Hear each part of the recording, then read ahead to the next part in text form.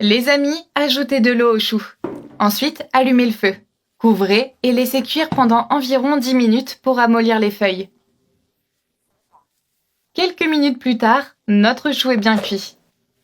À l'aide d'une spatule, retirez les feuilles de chou.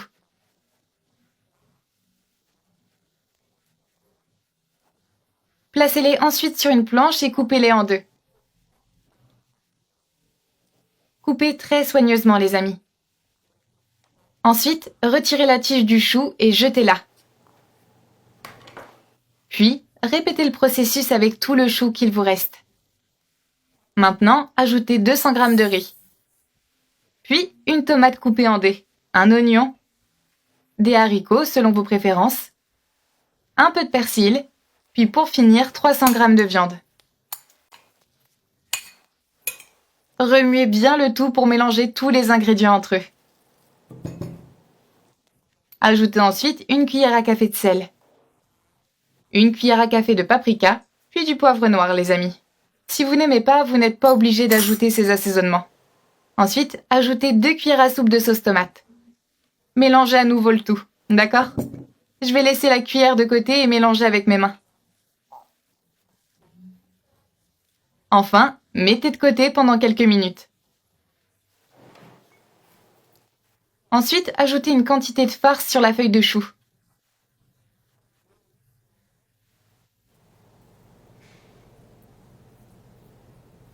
Puis enroulez soigneusement la feuille. Comme ceci. Voici le résultat. Qu'en pensez-vous? Maintenant, répétez le processus avec les autres feuilles de chou. Répétez le même processus jusqu'à ce que toute la farce soit utilisée. D'accord?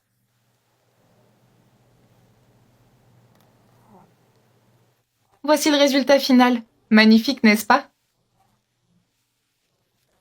Dans un plat, ajoutez tous les rouleaux de chou. Placez-les délicatement car la feuille est très fragile. D'accord, les amis? Remplissez tout votre récipient de cette façon.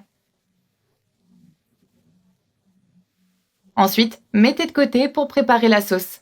Ajoutez de l'huile d'olive dans une poêle. Puis, ajoutez 3 cuillères à soupe de sauce tomate. Je n'ai pas encore allumé ma poêle et l'huile est froide. Ajoutez ensuite une petite quantité d'eau. Allumez le feu et remuez jusqu'à ce que tout soit bien mélangé. Après avoir porté à ébullition, éteignez le feu. Versez toute la sauce sur les rouleaux de chou. Versez jusqu'à ce que tout soit bien enrobé. D'accord? Voici le résultat. C'est magnifique, j'adore cette recette. Faites cuire au four à 180 degrés jusqu'à ce que la viande et les autres ingrédients soient parfaits. Si votre four a un feu très fort, alors laissez cuire moins longtemps. Voilà les amis, notre recette est prête. Qu'est-ce que vous en pensez? On essaye? Servez dans une assiette et invitez votre famille. La farce est merveilleuse. Et l'odeur est juste magique. Comme c'est délicieux. J'adore ça.